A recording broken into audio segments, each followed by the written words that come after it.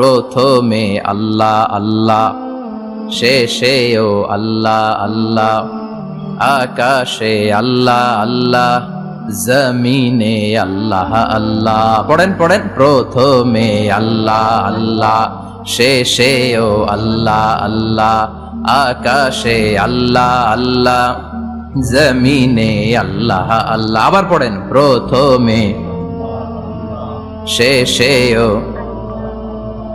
আকাশে আল্লাহ আল্লাহ, জমিনে আল্লাহ আল্লাহ। নিখিল জাহান গাই গুণগান, তারে নামে গাই আমরাও গাহি তাআলা, হামদে বারি তাআলা, হামদে বারি তাআলা, হামদে বারি তাআলা।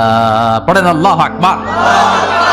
তিনি প্রথম, তিনি শেষ, তিনি প্রকাশ্য, তিনি গোপন, এজন্য প্রশংসা চলবে একজনের। চিল্লায় বলেন কে? আল্লাহ তোমার প্রশংসার জন্য আমরণ আমরা করতে পারি, তৌফিক দাও। জোরে পড়েন আমিন। আমার আগে কথা বলছিলেন হযরত মাওলানা ইয়াহইয়া মাহমুদ দামাত বারাকাতুহু, প্রতিষ্ঠাতা প্রিন্সিপাল শাইখুল হাদিস জামিয়া দারুল উলুম রামপুরা ঢাকা। সুন্দর বয়ান করছিলেন, আমি খাচ্ছিলাম আর শুনছিলাম।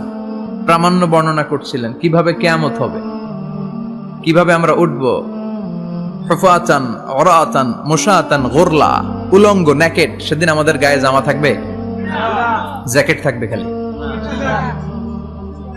কি থাকবে? কিছু থাকবে, জামা থাকবে না, পায়ে জুতা থাকবে না, পেটে খাবার থাকবে না, খালি থাকবে চিৎকার। সেদিন থাকবে কি? মনে হয় কথাগুলো প্রতিদিন এগুলো রিমাইন্ডার দিবেন নিজেকে, যে ওই দিনটার মুখোমুখি আমি হতে যাচ্ছি। আমি কি তৈরি করেছি আখিরাতে নাজাতের জন্য। প্রতিদিন ভাবতে হবে যে দাদা চলে গেল, বাবা চলে গেল, আমিও ওই একই পথের যাত্রী। দ্য ডেস্টিনেশন ইজ সেম, গন্তব্য এক, কেউ আগে কেউ পরে। এটাই ওয়াজ, এটাই দামি ওয়াজ। এটা মনে রাখলেই মানুষ আর চুরি করতে পারে না, মিথ্যা বলতে পারে না, ইফটিজিং করতে পারে না, পরকিয়া করতে পারে না, মতের বিরুদ্ধে গেলে তারে রামদা দিয়ে কোপাইতে পারে না। চিল্লা এখন ঠিক কিনা? এটাই হচ্ছে ইসলাম। আখিরাতের স্মরণ, যিকরাদ্দার। চলে যেতে হবে। ছোট্ট আছি, বড় হব। এই যে দাড়ি পাকা মুরব্বীরা যারা আছেন, ওনার মায়ের পেট থেকে তো এরকম সাদা দাড়ি নিয়ে বেরিয়েছিল না? ছোট্ট বাচ্চা হয়ে এসেছিল, ওনারা ওয়া ওয়া করে কেঁদেছে। শৈশব, কৈশোর, যৌবন, প্রৌঢ়ত্ব, বার্ধক্য, বয়সের ভার, চুল আর দাড়ির শুভ্রতা। আগে ছিল সিঙ্গেল, হয়েছে ডবল, এরপরে হয়েছে মেয়ের বাপ, এরপরে শ্বশুর, এরপরে নানা। This is the circle of life. এটাই সার্কেল, রাউন্ড, এভাবে ঘুরে আবার চলে যেতে হবে। এই চিন্তাটা যদি মাথায় থাকে, ওই লোক টেন্ডারবাজি করতে পারে? চাঁদাবাজি, ইফটিজিং, মিথ্যা বলতে পারে? যৌতুক খেতে পারে? এজন্য সব সময় give yourself the reminder of আখিরাহ। আখিরাতের রিমাইন্ডার নিজেরাই নিজে দেন। অন্যায় হয়ে গেলে, ভুল হয়ে গেলে রিমাইন্ডার দেন যে থাকতে আসি নাই, চলে যাব। কেউ থাকতে পারে নাই, নবীরাও পারে নাই। যেই মালাকুল মাউত রুহু কবজ করে, ওই ফেরেশতা থাকতে পারছে? চলে গেছে। আমাদেরকে চলে যেতে হবে। আল্লাহ বুঝার তৌফিক দাও। তো উনি এগুলো নিয়ে দেখলাম কথা বলছিল, চমৎকার বলছিল। এরকম ভালো আলেমদের দাওয়াত দেওয়া উচিত, যারা কিচ্ছা কাহিনী না বলে কনস্ট্রাকটিভ কথা বলে, কিছু শিখে যাওয়া যায়, কিছু জেনে যাওয়া যায়। পুঁজির বোঝাটা হালকা না, ভারী করা যায়, ঠিক কিনা? আল্লাহ আমাদেরকে তৌফিক দান করুক, উনি যা বললেন আমরা যেন আমল করতে পারি। আরো অনেকে কথা বলেছেন, যারাই বলেছেন নিঃসন্দেহে কোরআন থেকে বলেছেন। আমরা চাই এই কোরআনের কথা ছড়িয়ে পড়ুক শহর, গ্রাম, বন্দর, বিশ্বের আনাচে কানাচে, সব জায়গায়। রাজি আছেন তো? কোরআন দিয়ে দেশ চলুক আমরা চাই না? কোরআন দিয়ে সমাজ চলুক আমরা চাই না? কোরআনের ভেতরে সব সমস্যার সমাধান দিয়েছে কে? আল্লাহ। সমাধান চাও যদি জীবনে মরণে, ফিরে যাও খুঁজে নাও, চোখ রাখো কোরআনে। পড়েন সবাই, সমাধান ফিরে যাও খুঁজে নাও, চোখ রাখো কোরআনে। If you want the solution this দুনিয়া এন্ড আখিরা, go back, have a look to the holy কোরআনে। ঠিক কি না? Go back, sit down and have a look to the Quran. বসো, ঠান্ডা মাথায় দেখো কোরআনে কি বলেছে আল্লাহ। প্রবলেম সলভিং মেথোডোলজি, সব সমস্যার সমাধান এই কোরআনে আছে না নাই? এই কোরআনের মাজলিসে আজকে আসতে বসতে পেরে খুশি না বেজান? কম না বেশি? আসুন আমরা আল্লাহর দরবারে শুকরিয়া জানাই আর পড়ি আলহামদুলিল্লাহ। প্রাণটা খুলে পড়েন আলহামদুলিল্লাহ। আল্লাহর একটা ডাক দেন, বলেন ইয়া আল্লাহ। আরো জোরে পড়েন ইয়া আল্লাহ। আল্লাহ তুমি কবুল করো। আমরা সরাসরি এই বইটা থেকে এখন কথা শুনবো। এই দেখেন, পৃথিবীর কোনো বইয়ে এত ময়লা থাকে না যত ময়লা থাকে কোরআনে। কারণ সমাধান দিবে তো, এজন্য ময়লা টয়লা নিয়ে সব সমাধান করে ফেলবে কোরআন। যত জায়গায় তাফসির করতে যাই ধুলাবালি মিশে থাকে। Quran for not your bookshelf, Quran is for yourself. Quran আপনার বুক সেলফের জন্য না, কোরআন আপনার জন্য। আমরা বুক সেলফে রাখি, তাও নিচের থাকে না, উপরের থাকে, যাতে কেউ নাগাল না পায়। এরকম ডাকাইতে আছে না নাই? কোরআনের সাথে অ্যাটাচমেন্ট বাড়াতে হবে। You have to increase your attachment with the holy Quran. এটা এনলাইটেন করতে এসেছে আপনার জীবনকে, আলোকিত। এই যে আমরা কোরআনের উপর আলোকপাত করি না, এটা এনলাইটেন করে, আলো বিচ্ছরিত করে, আপনার জীবনকে উজালা করবে। এজন্য কোরআনের সাথে সম্পর্ক বাড়াতে হবে, শুদ্ধভাবে পড়তে জানতে হবে, অর্থ জানতে হবে। আল্লাহ কি বলেছেন জানতে মনে চায় না? আসুন আমরা জানার চেষ্টা করি। আল্লাহ তুমি তৌফিক দাও, পড়েন আমিন। আমি আপনাদের খেদমতে সূরা ইয়াসিন থেকে তেলাওয়াত করছি, টের পাইছেন? ইয়াসিন মুখস্থ আছে কার কার? আল্লাহ কবুল করো। আরো জোরে পড়েন আমিন। তো সূরাতু ইয়াসিন থেকে আজকে আমরা কথা শুনবো ইনশাআল্লাহ। পড়েন যতটুকু আমাদের সাধ্যে কুলায়। এটা মাক্কি সূরা। সূরা ইয়াসিনটা কি সূরা? বিশ্বনবীর জীবনে দুইটা পর্ব, একটা মাক্কি পর্ব, একটা মাদানী পর্ব। একটা হচ্ছে মাক্কি ইনিংস আর একটা মাদানী ইনিংস। তো এটা হচ্ছে বিশ্বনবীর মাক্কি ইনিংস এর একটা সূরা। মাক্কি ইনিংস এর বৈশিষ্ট্য হচ্ছে বিশ্বনবী তাওহীদের দাওয়াত দিয়েছেন, রিসালাতের দাওয়াত দিয়েছেন, আখিরাতের কথা বলেছেন, একটু নরম নরম কথা বলেছেন। কারণ চারদিকে খালি মাইর। চারদিকে কি? কোরআনের কথা বললে মাইর আছে না? মার খেতে হয়, বকা শুনতে হয়। চিল্লা এখন ঠিক কিনা? বিশ্বনবীরে বলা হলো এগুলো ছেড়ে দেন, এগুলো ছেড়ে দেন। সুন্দরী নারী দেব, টাকার পাহাড় দেব, ক্ষমতার চেয়ারে বসিয়ে দেব, সব দিব। এই হচ্ছে আমাদের 3 দফা। নারী দিব, সম্পদ দিব, ক্ষমতা দিব। বিষ্ণু বললেন আমার খালি 1 দফা। আমার কয় দফা? 1 দফা। লা ওয়াদাউ আশ-শামসা ফি ইয়ামিনি, সূর্য যদি ডান হাতেও দাও, ওয়াল কামারা ফি ইয়াসারি, চন্দ্র যদি বাঁ হাতেও দাও, এই কালেমার দাওয়াত থেকে 1 হাতও আমারে পিছনে নেওয়া যাবে না। চিল্লা এখন ঠিক কি না? মুমিন কখনো ভয় পায় না, মুমিন কখনো পিছু হটে না, মুমিন স্ট্র্যাটেজি চেঞ্জ করে, মুমিন কৌশলী হয়। এই রাস্তা দিয়ে যাওয়া যায় না, বসে বসে কেঁদে লাভ নাই, রাস্তা আরেকটা খুঁজতে হবে, আরেকটা রাস্তা বানায় নিতে হবে। এটাই হচ্ছে মুমিনের বৈশিষ্ট্য। আল্লাহ তুমি বুঝার তৌফিক দাও। মাদানী ইনিংসে বিশ্বনবী গর্জে উঠলেন, জ্বলে উঠলেন আপন শক্তিতে। তো বিশ্বনবী মাদানী ইনিংসে যেটা করেছেন সেটা হচ্ছে সমাজ সংস্কার করেছেন। He was a very good reformer of the society.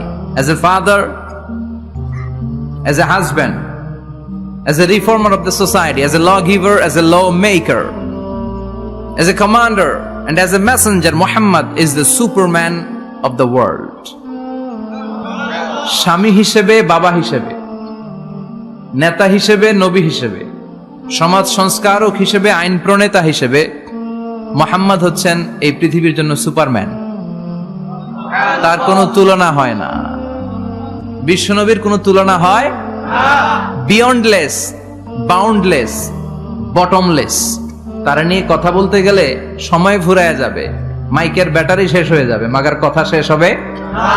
এজন্য ওনার জীবনের ক্ষেত্রে বলা হয় বিয়ন্ডলেস, বাউন্ডলেস, বটমলেস। অসাধারণ ব্যক্তিত্ব, সুপার ক্যালিফ্রাজিলিস্টিক এক্সপিয়ালিডোসাস, অসাধারণ, যার কোনো তুলনা হয় না, এক্সেলেন্ট, আনপ্যারালাল। মাদানী জীবনে উনি সশস্ত্র সংগ্রাম করলেন, সংস্কার করলেন সমাজটাকে, সেনাবাহিনী বানালেন। তখন আর নরম নরম ভাবে খেলে নাই, গরম ভাবে খেলেছে। এটা হচ্ছে ইমানের দাবি। মুমিনরা কৌশলী হয়। যখন যে পরিস্থিতি, ওই পরিস্থিতির সাথে তাদের স্ট্র্যাটেজি তারা পাল্টায়। তো বিশ্বনবীর মাদানী ইনিংসে এই সূরা নাজিল হয়নি, হয়েছে মাক্কি ইনিংসে, মাক্কি সূরা। এই সূরার অনেক ফজিলত, ছোটবেলা থেকেই সূরা ইয়াসিনের অনেক ফজিলতের কথা আমরা শুনেছি না?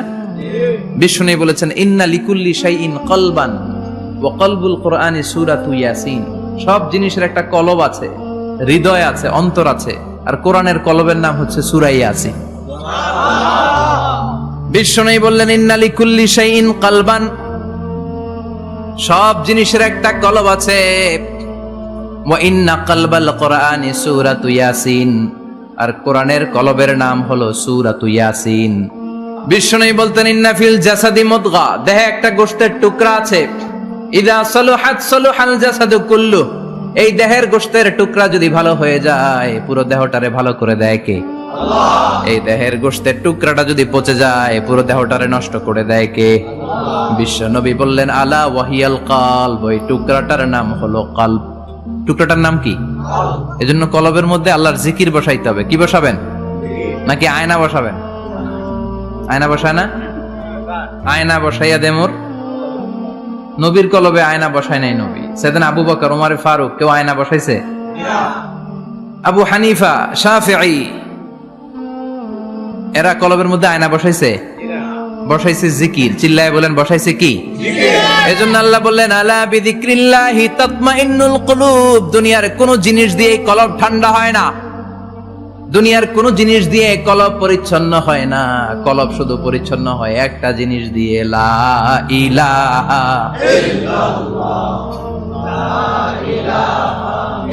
লা ইলাহা ইল্লাল্লাহু মুহাম্মাদুর রাসূলুল্লাহ সাল্লাল্লাহু আলাইহি ওয়াসাল্লাম। তাহলে কোরআনের একটা কলব আছে, আমাদের দেহে যেমনি কলব আছে, প্রতিটা প্রাণীর যেমনি কলব আছে, অন্তর আছে, কোরআনেরও কলব আছে না নাই? কোরআনের কলবের নাম? চিল্লায় বলেন কোরআনের কলবের নাম। আবার বিশ্বনবী বলতেন রাত্রিবেলা যে ব্যক্তি একবার সূরাতু ইয়াসিন তেলাওয়াত করে ঘুমাতে যায়, সকালবেলা নিষ্পাপ অবস্থায় তারে ঘুম থেকে জাগাবে কে? আল্লাহ।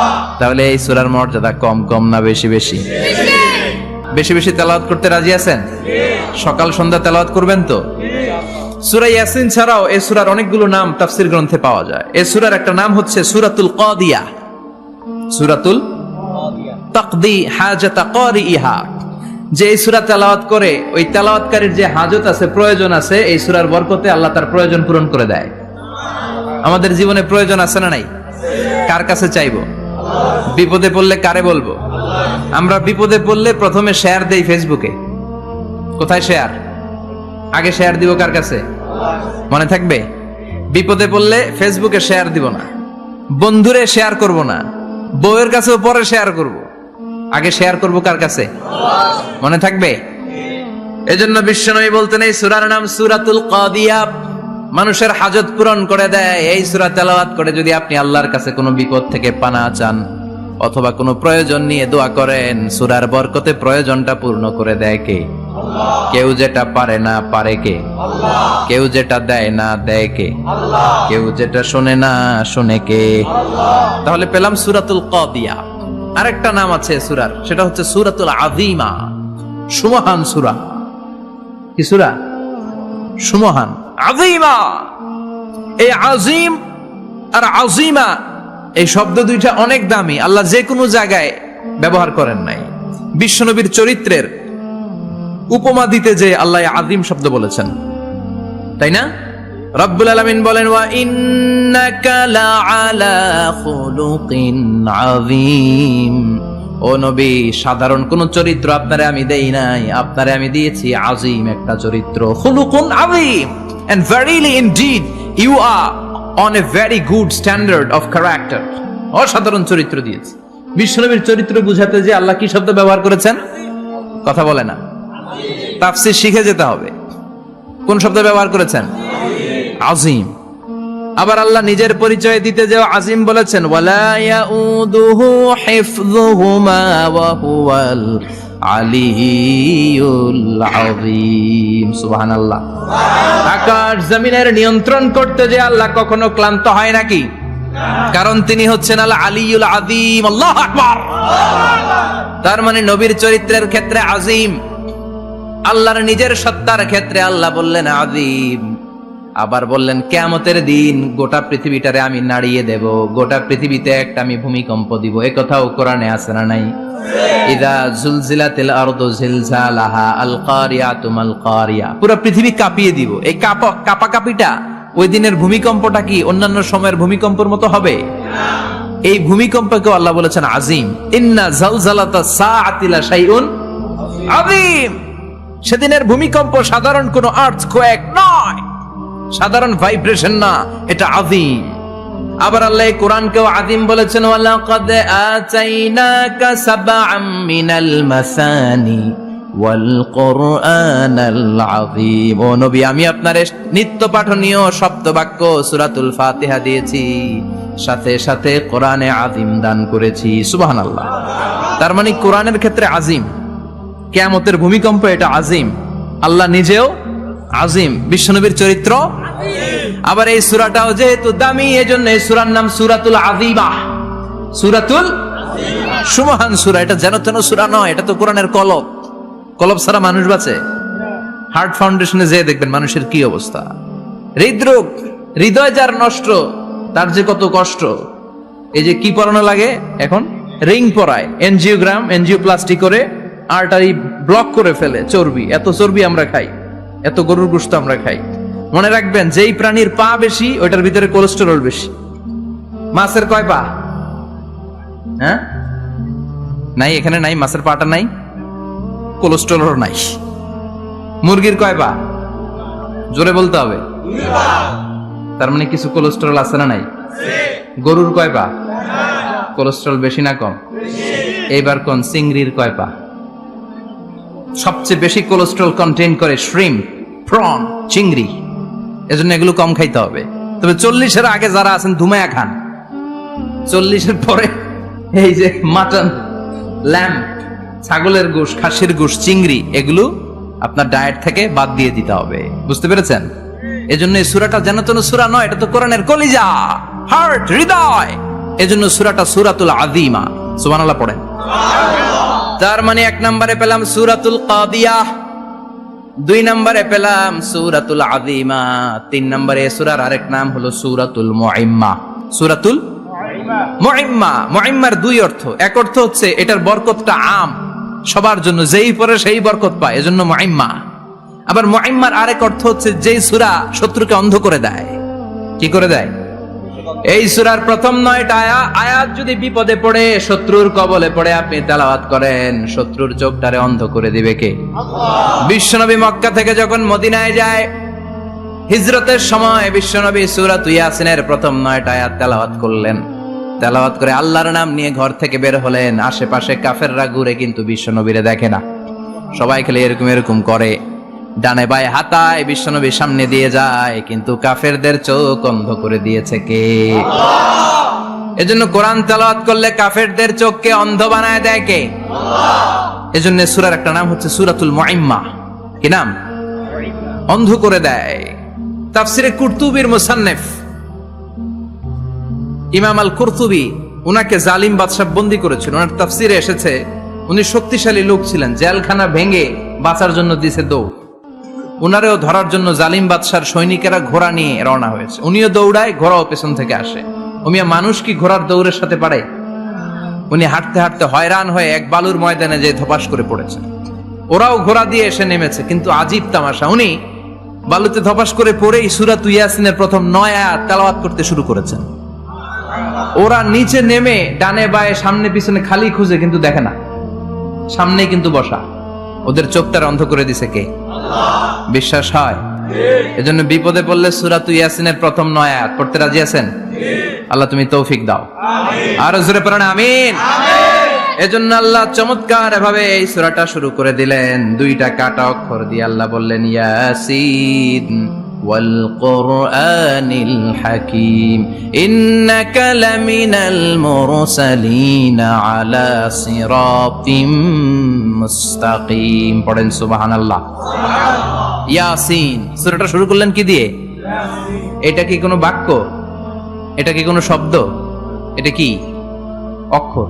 2টা। প্রথম অক্ষরের নাম, দ্বিতীয়টা আওয়াজ করে বলেন। প্রথম অক্ষরটার নাম ইয়া, দ্বিতীয়টা সিন। খুব চমৎকার না? বাক্য দিয়ে এই সূরাটা শুরু করে নাই। যেমন ইদা জুলজিলাতিল আরদু জিলজালাহা, এই সূরার প্রথম আয়াত, এটা একটা বাক্য না? ওয়াদ-দুহা ওয়াল-লাইলি ইযা সাজা, বাক্য না? কিন্তু ইয়াসিন, এটা কি কোনো বাক্য? এটা কি কোনো শব্দ? না, এটা কাটা দুইটা অক্ষর। সুবহানাল্লাহ পড়েন। আল্লাহ 114টা সূরার প্রায় 29টা সূরা এরকম কাটা কাটা অক্ষর দিয়ে শুরু করেছেন। সুবহানাল্লাহ নাই? এই 29টা সূরা কখনো আল্লাহ একটা অক্ষর দিয়ে শুরু করেছেন, কখনো দুইটা অক্ষর দিয়ে, কখনো তিনটা দিয়ে, কখনো চারটা দিয়ে, কখনো পাঁচটা দিয়ে। একটা অক্ষর দিয়ে আল্লাহ কোরআনের সূরা শুরু করেছেন, এরকম একটা সূরা বলেন। নুন ওয়াল কলামি ওয়া মা ইয়াসতুরুন। নুন, নুন দিয়ে সূরা শুরু হয়ে গেছে। তারপরে কফ, এক অক্ষর দিয়ে সূরা শুরু হয়ে গেছে। সুবহানাল্লাহ পড়েন। এবার বলেন দুই অক্ষর দিয়ে সূরা শুরু হয়েছে এরকম সূরা বলেন। এত দূরে যান কেন? এটা আছে না নাই? ইয়াসিন। সুবহানাল্লাহ পড়েন।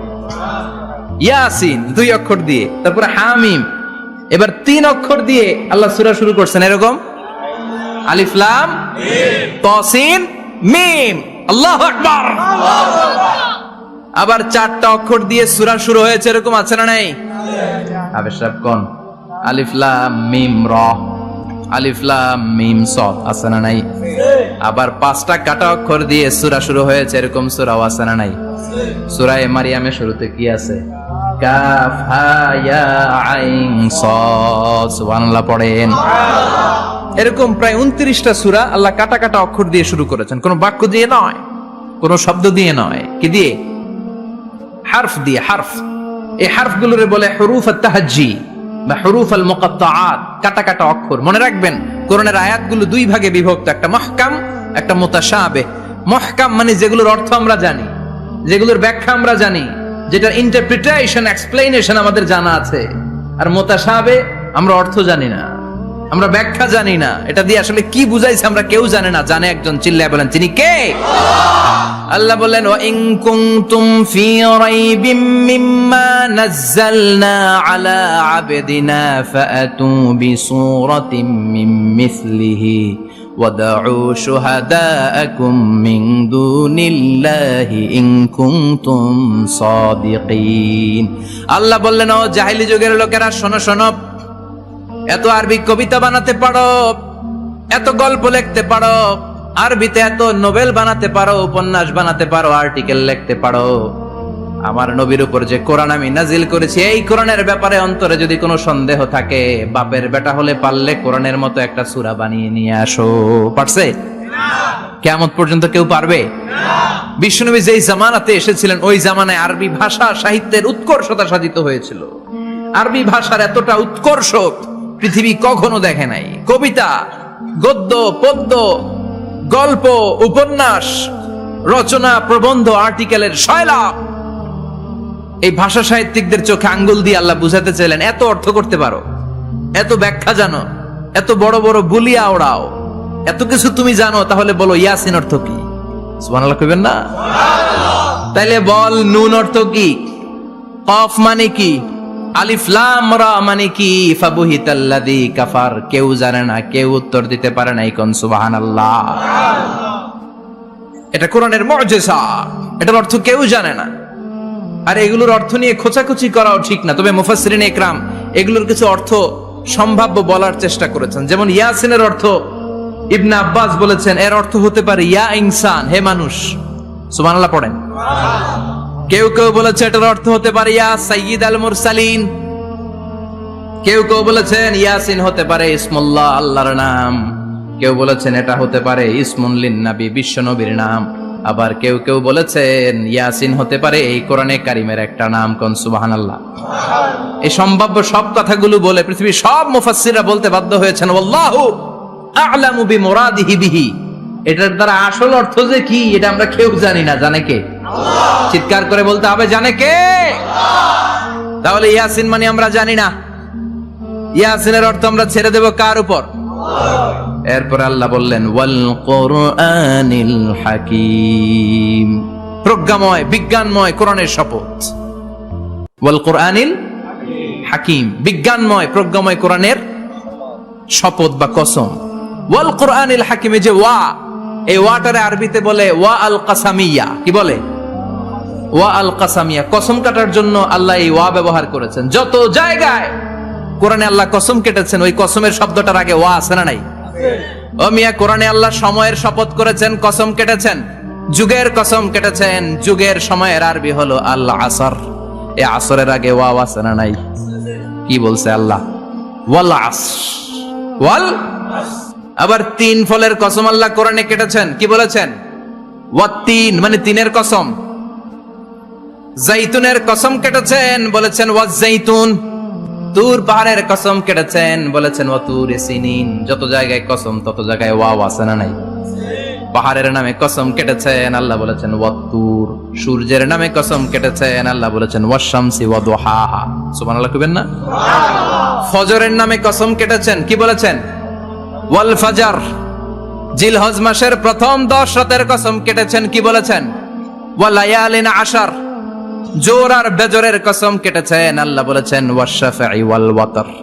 সূরা ইয়াসিনে কাটা কাটা 2টা অক্ষরের পরে রব্বুল আলামিন কোরআনের কসম কেটেছেন। এজন্য আল্লাহ বলেছেন ইয়াসিন ওয়াল কোরআনিল হাকিম। ইয়াসিন ওয়াল কোরআনিল হাকিম, প্রজ্ঞাময়, বিজ্ঞানময় কোরআনের শপথ।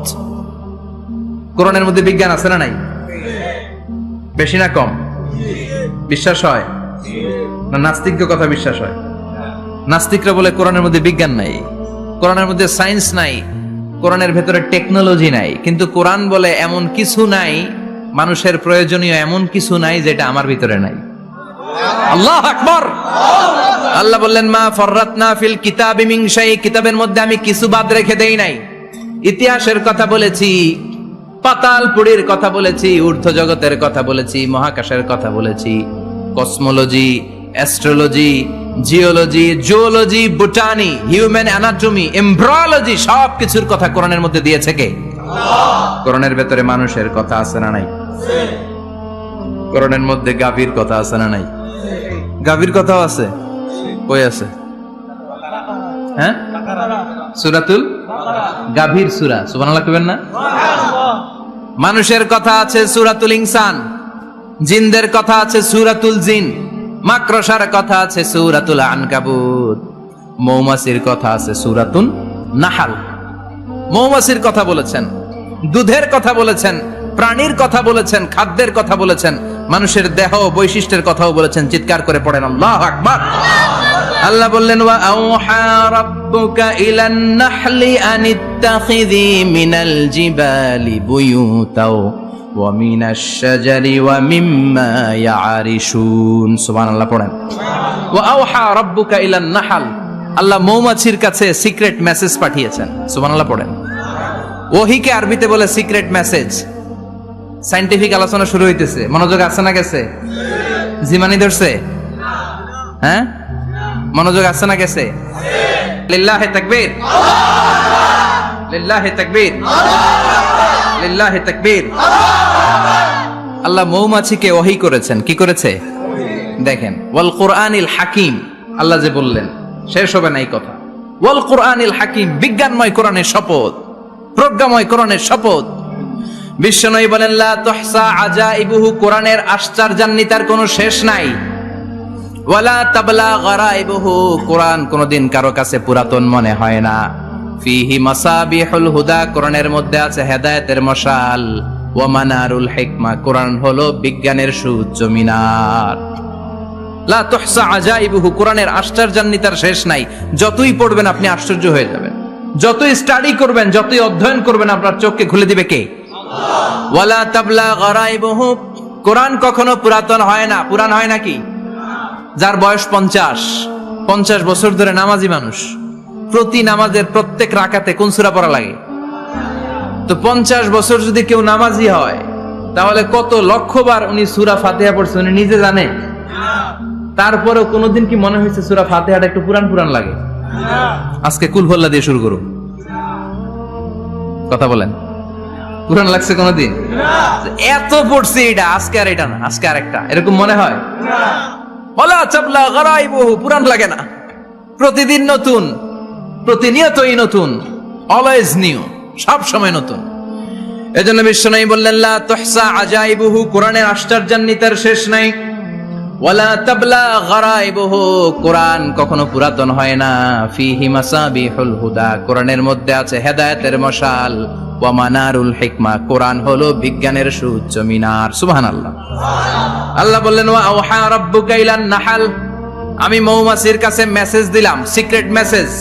আনিত্তাখিযি মিনাল জিবালি বুয়ুতা, তোমরা পাহাড়ের মধ্যে তোমাদের বাড়ি বানাও, মৌচাক বানাও। অমিনা সাজার, গাছের মগ ডালে, বড় বড় ডালে তোমরা বাসা বানাও। ওয়ামিম্মা ইয়ারিশুন, উঁচু উঁচু জায়গায় মৌচাক বানাও, যাতে করে গ্রামের ছোট্ট ছেলেরা ঢিল মারতে না পারে। কোন সুবহানাল্লাহ। মৌমাছির আল্লাহ শিখাই দিছে। নিচু জায়গায় কোনোদিন মৌমাছির বাসা দেখবেন? নিচু জায়গায় সহজে নাগাল পাওয়া যায়, ধরা যায়। কথা কোন? ডাল বেয়ে মগ ডালে ওঠা লাগে মধু খাইতে চাইলে। চিল্লায় বলেন ঠিক কিনা? আল্লাহ সিক্রেট মেসেজ দিলেন আর বললেন আনিত্তাখিযি। আলেম যারা আছেন বলেন তো, ইত্তাখিযি এটা কি মুজাক্কারের সিগা না মুয়ান্নাসের সিগা? কথা কইতে হবে। কেউ নাই এটার উত্তর দেওয়ার মতো? মুয়ান্নাস। মাশাআল্লাহ, এটা স্ত্রীবাচক শব্দ। আল্লাহ মৌমাছিকে যে মেসেজ করছে পুরুষ মৌমাছিরে কয় নাই, এটা নারী মৌমাছিরে কইছে। চিল্লা এখন সুবহানাল্লাহ। এখন গবেষণা করে দেখা গিয়েছে, কার্ল ভন ফ্রিচ একজন অস্ট্রিয়ান বিজ্ঞানী, উনি এটা নিয়ে গবেষণা করে 73 সালে 1973 তে নোবেল পেয়ে গেছে। এই আয়াতের উপর গবেষণা করে আল্লাহ কেমন করে সিক্রেট মেসেজ দিয়েছেন, কেমন করে মৌমাছি মৌচাকের বাসা বাঁধে, কেমন করে মধু আহরিত হয়, এটার উপর গবেষণা করে উনি একটা বই লিখেছেন, দ্য ডান্সিং বিজ। নেচে যাওয়া মৌমাছিগুলো, নাচতে নাচতে যেতে থাকা মৌমাছিগুলোর উপর একটা বই লিখে, দ্য ডান্সিং বিজ লিখে উনি নোবেল প্রাইজ পেয়েছেন এই মধুর উপরে। চিল্লায় পড়েন আল্লাহু আকবার। এখন কোরআনের আয়াত থেকে বোঝা গেল আনিত্তাখিযি মিনাল জিবালি বুয়ুতা, আল্লাহ নারী মৌমাছিকে বলেছেন মৌচাক বানাও, তোমাদের মধু রাখার জন্য বাসা বানাও। কার্ল ভন ফ্রিচ গবেষণা করে পেয়েছে মৌচাকের বাসা বানানো হয়, মধু আহরণ করা হয়। যেই মৌমাছিটা নেতৃত্ব দেয় এটা পুরুষ মৌমাছি নয়, এটা হলো মহিলা মৌমাছি। কোন সুবহানাল্লাহ। পুরো মৌচাকের মধ্যে মধু আহরণ, মধু নেওয়া, পুরো প্রসিডিউরটা সারার জন্য কোনো পুরুষ মৌমাছি লিডিং দেয় না, লিডিং দেয় একটা নারী মৌমাছি, স্ত্রী মৌমাছি। এজন্য ইত্তাখিয, ম্যাসকুলিন জেন্ডার ইউজ না করে আল্লাহ বলেছেন ইত্তাখিযি। নারী মৌমাছিকে আল্লাহ অ্যাড্রেস করে বলেছেন যাও মৌচাক বানাও আর এটার মধ্যে মধু আহরণ করো। চিল্লায় পড়েন আল্লাহু আকবার। আল্লাহ বললেন ইত্তাখিযি মিনাল জিবালি বুয়ুতা, পাহাড়ের মধ্যে ঘর বানাও। অমিনাস সাজার, গাছের বড় ডালের মধ্যে ঘর বানাও। ওয়ামিম্মা ইয়ারিশুন, উঁচু উঁচু জায়গায় ঘর বানাও। উনি গবেষণা পেয়েছেন এই মধুর মধ্যে অসাধারণ কিছু ন্যাচারাল অ্যান্টিসেপটিক আছে। কি আছে? Natural antiseptic. এটার নাম হচ্ছে প্রপিলিস। প্রপিলিস নামে একটা লিকুইড পাওয়া যায় মৌচাকের মধ্যে। এটা কাটা জায়গায় লাগা দিলে স্যাভলন, ডেটল কিছু লাগানো লাগবে না। ওই প্রপিলিসের কারণে আপনার কাটা জায়গা এমনি শুকায় যাবে। সুবহানাল্লাহ পড়েন। দ্বিতীয় বিশ্বযুদ্ধে রাশিয়ান যত সৈনিকরা যুদ্ধে আহত হতো, ওরা আলাদা করে অ্যান্টিসেপটিক খাইতো না, ওরা মধু আইনা লাগাই দিত আর সুস্থ হয়ে যেত। সুবহানাল্লাহ পড়ে। নিউজিল্যান্ডের কিছু বিজ্ঞানীরা আবিষ্কার করেছে মৌমাছির হুলের ভিতরে রেমেটিক ফিভারের অ্যান্টিবায়োটিক আছে। অনেকের বাত জ্বর হয়, বাতের ব্যথা থাকে না? থাকে, মুরব্বীদের বেশি হয়। ওই জায়গার মধ্যে যদি আপনি মৌমাছি এনে ঢুকাই দিতে পারেন, মৌমাছির হুল লাগাই দিতে পারেন, ভালো হয়ে যাবে। মৌমাছি যখন হুল ফুটায় আরাম লাগে না অনেক? খাইছেন? কামড় খাইছেন? হ্যাঁ, মজা লাগে। তো নিউজিল্যান্ডের এই গবেষকরা এরা আবিষ্কার করেছে যে মৌমাছি যদি হুল ফুটিয়ে দেয়, ওইখানে বাতের ব্যথা থাকলে, বেদনা থাকলে এটা ভালো হয়ে যাবে। আমি নিজে দেখেছি, বিবিসি একটা ডকুমেন্টারি। ইজিপশিয়ান একজন ফিজিশিয়ান, চিকিৎসক, উনি ওনার বাতের ব্যথায় আক্রান্ত যত রোগীরা আছে ওদের গায়ের মধ্যে মৌমাছি এনে এনে নিজে নিজে হুল ফুটায়। রোগী চিৎকার মারে, ও মাগো, ও আল্লাহ গো, কিন্তু একদিন পরে ব্যথা নাই, আর কয় ভালো হয়ে গেছি। সুবহানাল্লাহ কইবেন না? তো এজন্য এই কার্ল ভন ফ্রিচ 1973 তে দ্য ডান্সিং বিজ লেখে গোটা বিশ্বকে তাক লাগিয়ে দিয়েছে। তার গবেষণার প্রতিটি পয়েন্ট কোরআনের আয়াতের সাথে মিলে যায়। চিৎকার করে পড়েন আল্লাহু আকবার। এই যে আমরা মধু খাই, এই মৌচাকের ভেতরে অন এন অ্যাভারেজ অ্যারাউন্ড 60,000 মৌমাছি থাকে। 3 ভাগে, একটা হচ্ছে কুইন বি, একটা মেল বি, আর একটা হচ্ছে ওয়ার্কার বি। একটা থাকে রানী মৌমাছি, এর নেতৃত্বে সবাই চলে। আরেকটা থাকে মেল বি, পুরুষ মৌমাছি, বংশ বাড়ানোর জন্য এদের কাজে লাগে। আর সব হচ্ছে ওয়ার্কার বি, সবাই কাজ করে। আল্লাহ বললেন সুম্মা কুলি মিন কুল্লি সামারাত ফাসলুকি সুবুলা রাব্বিকি যুলুলা। আল্লাহ সিক্রেট মেসেজ দিয়ে বললেন গাছের উপরে বাসাবাদ, পাহাড়ের উপরে মৌচাকের বাসাবাদ, উঁচু উঁচু জায়গায় তোমরা তোমাদের বাসা বাঁধো।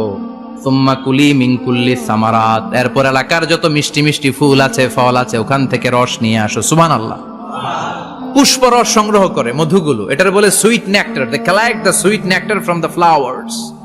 এবং মধুর মধ্যে এত চমৎকার জিনিস থাকার কারণ হচ্ছে মৌমাছিগুলো ওই এলাকার সব ধরনের ফুল, ভালো ভালো সুগন্ধযুক্ত ফুল ফল থেকে রস নিয়ে আসে। তো ওই গাছগুলোর মধ্যে বনাজি গাছ আছে না নাই, ঔষধি গাছ আছে না নাই? এজন্য মধুরে বলা হয় সব রোগের ঔষধ। যত বনাজি ঔষধি গাছের নির্যাস আর পুষ্প রস আছে, সব আল্লাহ মধুর ভিতরে ঢুকায়া মধুকে আল্লাহ ন্যাচারাল ভ্যাকসিন বানিয়ে দিয়েছেন। চিল্লায়ে পড়েন আল্লাহু আকবার। আল্লাহ বললেন সুম্মা কুলি মিন কুল্লি সামারাত, সব ফল আর ফুল থেকে নেকটার পুষ্পরস নিয়ে আসো। ফাসলুকি সুবুলা রাব্বিকি যুলুলা, যেমন যেমন গিয়েছিলা পথ চিনায় আবার ফিরে আসো। ইয়াখরুজু মিন বুতুনিহা শারাব, এরপর তাদের পেট থেকে বের হয় শারাব। মুখতালিফুন আলওয়ানু, এক একটা মধুর কালার হয়ে যায় এক এক রকম। কোন সুবহানাল্লাহ। সরষে ফুলের মধু একটু সাদা সাদা হয় না? আমি হচ্ছি মধু খাওয়ার পোক। আমি দেশে বিদেশে যেখানে গিয়েছি ফ্রেশ হানি আমি অনেক খুঁজেছি। ইয়ামানি একটা মধু পাওয়া যায়, ইয়ামানের সাওয়াহিলি এলাকায়, পাহাড়ি এলাকায়, একেবারে কুচকুচে কালো। আবার অনেক মধু আছে কিছুটা খয়েরি এবং হলুদ বর্ণের। কিন্তু সরষে ফুলের যে মধুটা, এটা অনেকটা সাদা। এই পুষ্পরস নিয়ে মৌমাছিগুলো মৌচাকের মধ্যে ঢেলে দেয় না, এগুলো খেয়ে ফেলে। প্রত্যেকটা মৌমাছির পেটের ভেতরে আল্লাহ দুইটা করে স্টোমাক দিয়েছে, পাকস্থলী। সুবহানাল্লাহ পড়ে। এটাই কার্ল ভন ফ্রিচ দ্য ডান্সিং বিজ বইয়ের মধ্যে লিখেছে গবেষণায়, যে দুইটা পাকস্থলী।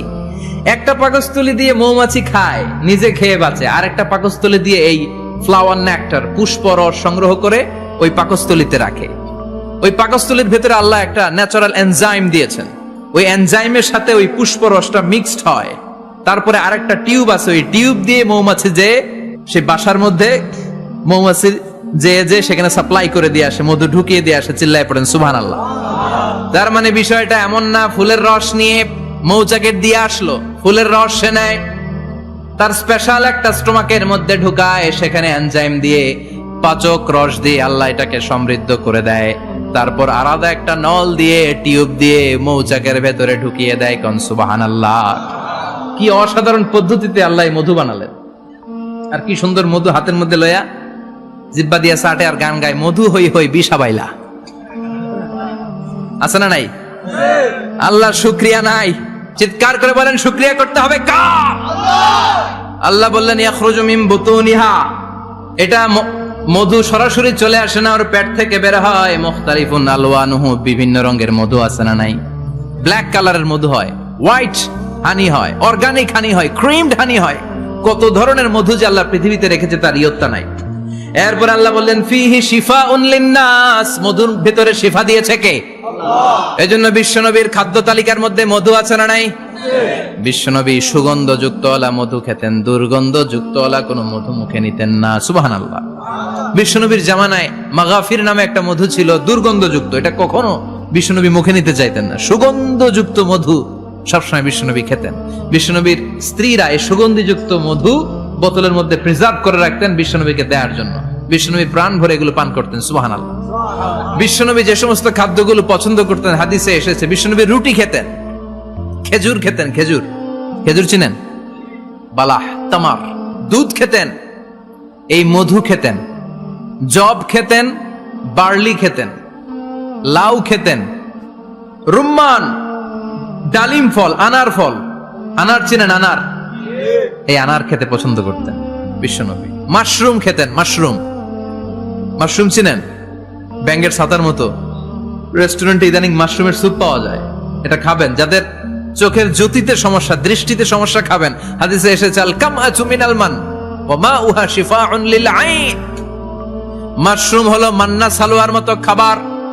মাশরুমের স্যুপ যারা খাবে, চোখের জ্যোতি যাদের কম, তাদের চোখের জ্যোতি বাড়িয়ে দিবে কে?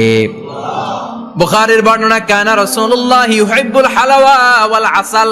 বিশ্বনবী মিষ্টান্ন খেতে বড্ড পছন্দ করতেন, আবার বিশ্বনবী বেশি বেশি মধু খেতে পছন্দ করতেন। সুবহানাল্লাহ। কোরআনে দুইটা জিনিসের ক্ষেত্রে আল্লাহ শিফা যোগ করেছেন, যে দুইটা জিনিসের সাথে সম্পৃক্ত হলে শিফা। এক হচ্ছে কোরআন পড়লে শিফা, অনুনাজ্জিলু মিনাল কোরআনি মা হুয়া। আবার কোরআনে এই আয়াতের ক্ষেত্রে বলা হয়েছে শিফা ফিহি শিফাউন লিন্নাস।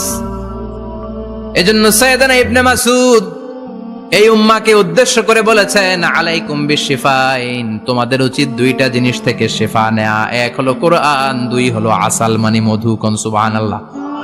কোরআন তেলাওয়াত করলে অসুস্থরে সুস্থ করে দেয় কে? সূরা ফাতিহা তেলাওয়াত করলে অসুস্থকে সুস্থ বানিয়ে দেয় কে? আবার মধু খেলে সুস্থ বানিয়ে দেয় কে? মধু খেয়ে প্রশংসা করবেন কার? নাকি মধু হই হই বিষ হাবাইলা বলবেন এগুলো কখনো?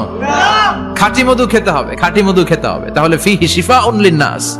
কত কিছু দিয়ে যে আল্লাহ এটাকে সমৃদ্ধ করেছেন। এটার মধ্যে গ্লুকোজ আছে, এটার মধ্যে সুক্রোজ আছে, ফ্রুকটোজ আছে, প্রোটিন আছে, মিনারেলস আছে, ক্যালসিয়াম আছে, ভিটামিন আছে। খাইলেই শরীর গরম হয়ে যায়। সুবহানাল্লাহ। এজন্য শীতকালে বেশি বেশি খাবেন, জাম্পাল লাগবে না। শীতকালে মধু খেয়ে রাত্রে বেলায় বের হবেন, আর মাফলার পেঁচিয়ে বেরোয়া লাগবে না। সুবহানাল্লাহ পড়েন। তার মানে আল্লাহ বললেন ইয়াসিন ওয়াল কোরআনিল হাকিম, প্রজ্ঞাময় বিজ্ঞানময় কোরআনের কসম। কোরআনের ভেতরে বিজ্ঞান আছে না নাই? বিজ্ঞানের কথা এই তো শুরু করলাম, আজকে সারা রাত বিজ্ঞানের কথা বলবো। থাকবেন কতক্ষণ? হ্যাঁ, স্লোগান দেন লিল্লাহি তাকবীর। এরপরে আল্লাহ বললেন গোলাম ওয়া ইন্নালাকুম ফিল আনআমি লাইবরা, প্রাণীকুলের দিকে নজর করে তাকাও। প্রাণীকুলের মধ্যে আমি তোমাদের জন্য নিদর্শন রেখেছি। নুসকিকুম মিম্মা ফি বুতুনিহি, এই প্রাণীকুলের পেট থেকে একটা চমৎকার জিনিস আমি বের করে দেই, এটার নাম হচ্ছে দুধ। এটা কি? দেখেন, একই আয়াতের মধ্যে আল্লাহ মধুর কথাও বললেন, আবার দুধের কথাও বললেন। দুধটা কিভাবে হয়, উৎপন্ন হয়, মধু কেমনে হয়, ইঞ্চি ইঞ্চি কথা এই কোরআনের ভেতরে তুলে ধরলেন কে? আল্লাহ বললেন মিমবাইনি ফারসিউ ওয়া দামিল লাবানা, গোবর আর রক্তের মাঝখান দিয়ে আমি দুধ বের করি। সুবহানাল্লাহ পড়েন। আমরা যাই এই গাভীর ওলান টানা শুরু করি সকালবেলা বিসমিল্লাহ বলে, কিন্তু কেমনে যেটা আসে ওইদিকে নজর নাই, ডাকাত। বিসমিল্লাহ বলে শুরু করে না, দুধ খাই আলহামদুলিল্লাহ পড়েন, আছে না নাই? আল্লাহ বলেন মেকানিজমটা শোনো কেমনে আমি খাওয়াই। আল্লাহ বললেন মিমবাইনি ফারসি ওয়া দামিল লাবানা, গোবর আর রক্তের মাঝখান দিয়ে আমি দুধ বের করে দেই। সুবহানাল্লাহ। গরু যে ঘাস খায়, এই ঘাস থেকে রক্ত হয় আর গরুর গোবর হয়। পেটের একদিকে থাকে গোবর, আরেক দিকে থাকে রক্ত। রক্ত দুর্গন্ধ, গোবরও দুর্গন্ধ। রক্ত নাপাক, গোবরও নাপাক। এই দুই নাপাক আর দুর্গন্ধের মাঝখান দিয়ে সুগন্ধযুক্ত দুধ বের করে দেয় কে? আল্লাহ বললেন মিমবাইনি ফারসি ওয়া দামিল লাবানা, গরু যে খাবারগুলো খায় ওই খাবারের এক পাশ দিয়ে গোবর হয়ে যায় আর এক পাশ দিয়ে রক্ত হয়ে যায়, মাঝখান দিয়ে দুধ বের করে দেয় কে? What a amazing mechanism of discharging milk from animal's body. What an amazing mechanism. একদিক দিয়ে গোবর দুর্গন্ধ, আরেক দিক দিয়ে ঘাস খাওয়ার কারণে রক্ত হয়, মাঝখান দিয়ে দুধ বের হয়ে যায়। সুবহানাল্লাহ। আবার বাছুর ছাড়া দুধ পাওয়া যায় না। গাভী আছে কার কার? হাত তোলেন তো। বাছুর ছাড়া দুধ পাওয়া যায়? শুধু গাভী, বাছুর নাই, দুধ আসবে? আবার এই যে বিশাল বড় ওলান, 20 কেজি দুধ দেয় প্রতিদিন, এই ওলান কাটলে দুধ পাওয়া যায়? এক ফোঁটা দুধও ওলানটা কেটে টুকরা টুকরা করলে আপনি পাবেন না। এটা আলাদা মেকানিজম। এটা ভিতর থেকে একটা নির্যাস। বাছুর নিয়ে দুইটা ঢু মারবেন, ওই নির্যাস দিয়ে দুধ বেরোতে থাকবে গোবর আর রক্তের মাঝখান দিয়ে। এজন্য বিশ্বনবী বলতেন বেশি বেশি দুধ খাও। দুধ হলো সুষম খাদ্য। পৃথিবীতে আবিষ্কৃত যত খাবার আছে, দুধের চাইতে ভালো খাবার আছে নাকি? কথা কন। মানুষ পানি খেয়ে 3-4 দিন বাঁচে জানেন, আর পানির মধ্যে লবণ দিলে 7-8 দিন বাঁচতে পারবেন। আর দুধ পাইলে আজীবন বাঁচবেন। দুধ খেয়ে যদি হজম করতে পারেন, দুধ খেয়ে হজম করতে পারলে আজীবন বেঁচে যাবেন। সুষম খাদ্য। বিশ্বনবী যে রাতে মেরাজে যাবেন, সিদরাতুল মুনতাহা পার হওয়ার পরে বিশ্বনবীর পরীক্ষা শুরু হলো। বিশ্বনবীকে বুখারীর বর্ণনা 3টা গ্লাস দেয়া হলো। কাদাহ ফিহি লাবান, এক গ্লাসের মধ্যে দুধ ছিল। ওয়া কাদাহ ফিহি আসাল, আরেক গ্লাসের মধ্যে ছিল মধু, আরেক গ্লাসের মধ্যে ছিল মদ। কাদাহুন ফিহি খামার। বিশ্বনবীকে 3টা গ্লাস দিয়ে বলা হলো নবী চুজ করেন কোনটা নেবেন। এক গ্লাসে মধু, আরেক গ্লাসে দুধ, আরেক গ্লাসের মধ্যে বিশ্বনবীকে দেয়া হলো মদ। বিশ্বনবী বললেন যে এই গ্লাসের ভেতরে দুধ আছে, আমি ওই পেয়ালাটা নিলাম। সাইয়েদনা জিব্রাইল বললেন, ইয়া রাসূলুল্লাহ আখাস্তাল ফিতরা, আপনি যেমন নিছেন তেমন। সুবহানাল্লাহ কইবেন না? বিশ্বনবী দুধ খেতে পছন্দ করতেন, আর বিশ্বনবী বলতেন আলাইকুম বি আলবানিল বাকার, বেশি বেশি গরুর দুধ খাবা, ফা ইন্নাহা তুরাম্মু মিনাল আশজার, কেননা এটা সবুজ লতা পাতা ঘাস পাতার নির্যাস। গরু কি খায়? ঘাস খায় না? এই ঘাসের নির্যাস হচ্ছে দুধ। বিশ্বনবী বলতেন বেশি বেশি দুধ খাবা। ফিহি শিফা, এর মধ্যে শিফা আছে। ফি লাবানিহা শিফা ওয়া লুহুমিহা দা, গরুর দুধে আছে শিফা, গরুর গোশতের মধ্যে আছে রোগ। সুবহানাল্লাহ কোন কত বড় ফিলোসোফার বিশ্বনবী। বিশ্বনবী বলে গিয়েছেন গরুর দুধ বেশি খাও, কিন্তু গোশ বেশি খাইও না। আর আমরা গরুর গোশ পাইলে কোপায় ফেলাই। সাদা ভাত আর ঝাল গরুর মাংস যদি হয়, ওই যে অনেকের জিহ্বায় পানি চলে আসছে। সুবহানাল্লাহ কইবেন না? বিশ্বনবী বলতেন দুধ খাও, গোশ খাইও কম। গরুর গোশত কম খাবা, গরুর দুধ বেশি খাবা, সুস্থ রাখবে কে? আবার বিশ্বনবী মায়েদেরকে বলেছেন, ও মায়েরা, সন্তান হওয়ার পরে 2 বছর দুধ খাওয়াবা। আল্লাহু আকবার। ওয়াল ওয়ালিদাতু ইউরদি'না আওলাদাহুন্না হাওলাইনি কামিলাইনি লিমান আরাদা আন ইউতিম্মার রাদা'a।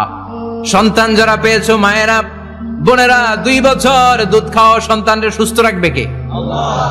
বাচ্চা ডেলিভারির পরপরই আল্লাহ তাআলা মায়ের বুকে একটা দুধ দেয়, এটাকে বলে শাল দুধ। এটা হচ্ছে বাচ্চার জীবনের প্রথম প্রাকৃতিক টিকা। সুবহানাল্লাহ কয় না? সুবহানাল্লাহ। এটা বেবির জীবনে ন্যাচারাল প্রাকৃতিক টিকা, প্রতিষেধক আল্লাহ দিয়ে দিয়েছে। আপনার বাচ্চাকে টিকা দিন, স্লোগান আছে না? 5টা 7টা টিকা দেয়া লাগে, প্রথম টিকাটা আল্লাহ নিজেই ফ্রি দিয়ে দিছে। এটা শাল দুধের ভেতরে পাওয়া যায়। এজন্য বাচ্চাকে শাল দুধ খাওয়াতে হবে, তার ব্রেনের গ্রোথ হবে, সে শক্তিশালী হবে, সে দেশপ্রেমিক হবে, সে আল্লাহওয়ালা হবে। চিল্লা এখন ঠিক কিনা? যে মায়েরা বাচ্চারে দুধ খাওয়ায়, ওই বাচ্চারা মায়েরে ভালোবাসে বেশি। আর যেই মা গুলো বাচ্চারে দুধ না খাওয়ায় আর ডানু খাওয়ায়, আর কি কি আছে, হরলিক্স আর সিরালেক, কমপ্লেন, যারা এগুলো খাওয়াবে, ডানু খাওয়াবে, যারা ল্যাকটোজেন খাওয়ায়, যারা বুকের দুধ খাওয়াতে চায় না কোনো কারণ ছাড়া, 2 বছর বাচ্চারে দুধ দিতে চায় না, এই বাচ্চাগুলো বড় হলে ওই মারে বৃদ্ধাশ্রমে দিয়ে আসবে। কথা কন, কথা কন। এজন্য মায়েরা, বোনেরা, সন্তান হলেই তাকে বুকের দুধ দিয়ে আল্লাহর পক্ষ থেকে যে টিকাটা, এই টিকাটা পেটের ভিতরে ঢুকায় দিতে হবে। চিল্লা এখন ঠিক কিনা? এটা হচ্ছে ন্যাচারাল টিকা। এজন্য আল্লাহ বললেন ইয়াসিন ওয়াল কোরআনিল হাকিম। ইয়াসিন, বিজ্ঞানময় কোরআনের শপথ। কোরআনের মধ্যে বিজ্ঞান আছে না নাই? অভাব নাই। কয়টা শুনবেন? আল্লাহ কসমোলজির কথা বলেছে, অ্যাস্ট্রোলজি কথা। কসমোলজি হচ্ছে সৃষ্টি তত্ত্ব। কসমোলজি কি? সবাই বলেন কসমোলজি কি? আল্লাহ বললেন আওয়ালাম ইয়ারাল্লাযীনা কাফারু আন্নাস সামাওয়াতি ওয়াল আরদা কানাতা রাতকান ফাফাতাকনাহুমা। কাফেররা কি দেখে না মহাবিশ্বের সব কিছু একসাথে মিলে ঝিলে ছিল, বিশাল এক বিস্ফোরণের মাধ্যমে আমি মহাবিশ্ব তৈরি করেছি। সুবহানাল্লাহ। আদিতে, শুরুতে কিন্তু সব আকাশ, বাতাস, জমিন, চন্দ্র, সূর্য, নক্ষত্র, গ্রহ, নিহারিকা পুঞ্জ, গ্যালাক্সি, ব্ল্যাক হোল, সবকিছু মিলেমিশে একসাথে ছিল। এটার ঘনত্ব ছিল খুব বেশি।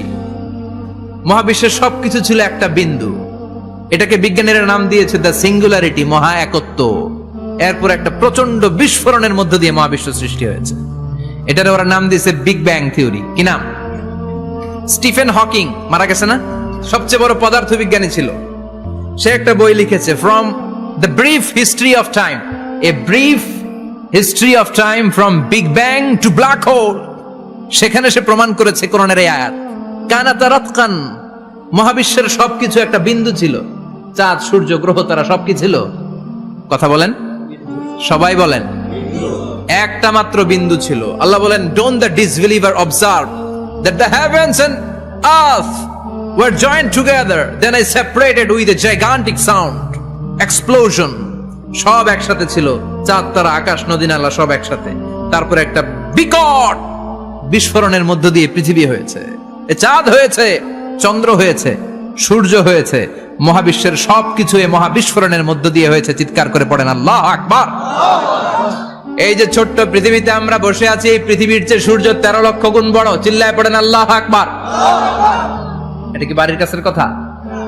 13 লক্ষ গুণ বড়, কল্পনা করা যায়? তার মানে কি সূর্যই সবচেয়ে বড়? না, সূর্যের চেয়ে অনেক বড় বড় তারা আছে। ব্যাটেলজিউস নামে একটা তারা আছে মহাকাশে, যেটা যে সূর্য পৃথিবীর চেয়ে 13 লক্ষ গুণ বড়। এই ব্যাটেলজিউস তারা সূর্যের চেয়ে 33 কোটি গুণ বড়। এই ব্যাটেলজিউস তারাটাই কি সবচেয়ে বড়? না, এর চেয়েও কত বড় তারা যা আছে কোনো হিসাব নাই। এরকম বিশাল বিশাল তারা ঘুরতে ঘুরতে মাওয়াকিউন নুজুম, ব্ল্যাক হোল নামে একটা রেঞ্জ আছে। এই রেঞ্জের মধ্যে যদি ঢুকে যায়, ছোট্ট বাচ্চার মুখে চকলেট দিলে বাচ্চা যেমনি চকলেট চুষে খেয়ে ফেলে, এই বিশাল বিশাল তারাগুলো ব্ল্যাক হোলের মধ্যে ঢুকলে এক মুহূর্তের মধ্যে নিঃশেষ হয়ে যায়। চিল্লায় পড়েন আল্লাহু আকবার। এজন্য আল্লাহ বললেন ফালা উকসিমু বিমাওয়াকিউন নুজুম, এই তারকা নিঃশেষ হওয়ার যে জায়গাটা, এই জায়গার কসম আমি কোরআনের মধ্যে খেলাম। এই ব্ল্যাক হোলের রেঞ্জের ভেতরে তারা আসলে মুহূর্তের মধ্যে নিঃশেষ বানিয়ে দেয় কে? একটা তারার চেয়ে আরেকটা তারা বড়। এরকম হাজার কোটি তারা মিলে আমাদের গ্যালাক্সি। এই গ্যালাক্সির নাম হচ্ছে মিল্কি ওয়ে। কি নাম? আমাদের গ্যালাক্সির নাম কি? সবাই বলেন তো। Milky way. কি নাম? এরকম একটা গ্যালাক্সি না, লক্ষ কোটি গ্যালাক্সি আছে। আমাদের গ্যালাক্সির পরে সবচেয়ে কাছের গ্যালাক্সির নাম অ্যান্ড্রোমেডা। কি নাম? এই অ্যান্ড্রোমেডা গ্যালাক্সি আমাদের গ্যালাক্সি থেকে 2.5 মিলিয়ন লাইট ইয়ার দূরে, মানে 25 লক্ষ লাইট ইয়ার। সুবহানাল্লাহ কইবেন না? আলোর গতি হচ্ছে পৃথিবীতে সবচেয়ে বেশি বর্তমান সময় পর্যন্ত, জানেন? সেকেন্ডে কত মাইল? 1,86,000 মাইল। এক সেকেন্ডে আলো ছুটে 1,86,000 মাইল বেগে। এত বেগের কোন প্লেন বা রকেট নিয়ে যদি আপনি আমাদের গ্যালাক্সি থেকে মিল্কি ওয়ে থেকে অ্যান্ড্রোমেডাতে যেতে চান, তাহলে আপনার 25 লক্ষ বছর লেগে যাবে। সুবহানাল্লাহ বাড়িতে যাই বললেন। এরপর আল্লাহ বললেন ওয়াস সামাআ বানাইনাহা বিআইদিন ওয়া ইন্না লামুসিউন, আকাশ আমি বানালাম, গ্যালাক্সি আমি বানালাম। বানানোর পর থেকে সবগুলোরে আমি প্রশস্ত করতে শুরু করে দিলাম। সব ছিল ক্ষুদ্র, একটা বিন্দুর মধ্যে আমি বিস্ফোরণ করলাম একটা আওয়াজ দিয়ে। আওয়াজটা ছিল কুন। আওয়াজটা ছিল কি? জোরে কোন, আবার কোন। কুন ফায়া ইন্নামা আমরুহু ইযা আরাদা শাইআন আন ইয়াকুলা লাহু কুন ফায়াকুন।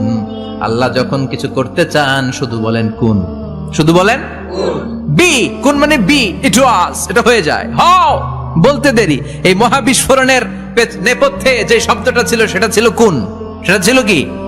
আল্লাহ কুন বলতে দেরি, মুহূর্তের মধ্যে বিগ ব্যাং, বিশাল এক্সপ্লোশন, তারপর থেকে মহাবিশ্ব ছড়াচ্ছে। আল্লাহ বলছেন এই কোরআনের ভেতরে বলে দিয়েছেন ওয়া ইন্না লামুসিউন, আমি এই মহাবিশ্বকে, এই গোটা ইউনিভার্সকে আমি প্রতিনিয়ত সম্প্রসারিত করছি। প্রতিনিয়ত এটা বড় হচ্ছে, সম্প্রসারিত হচ্ছে। চিল্লায় বলেন আল্লাহু আকবার। আজ থেকে মাত্র 20 বছর আগে